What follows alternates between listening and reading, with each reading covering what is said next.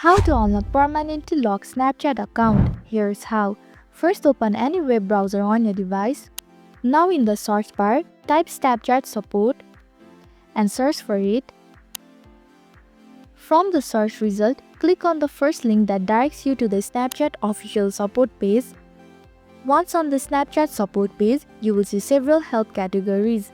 Look for and tap on the option that says My account has been compromised. This option covers issues like hacked accounts and locked accounts. You will be redirected to a support form where you need to provide a specific account details. Here first type in your username, then provide the email that is linked to your Snapchat account. Furthermore, enter the mobile number associated with your account. Lastly, in the description box, explain the problem in detail.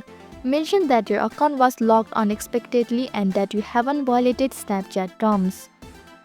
Before submitting, carefully review all the details to ensure accuracy. Any incorrect information may delay the resolution process. Once everything is correct, hit the submit button. After submission, Snapchat will create a support ticket for your issue. You will get an email from Snapchat support confirming your request. Follow the instruction in the email to recover your account. That's it. This is how to unlock permanently locked Snapchat account.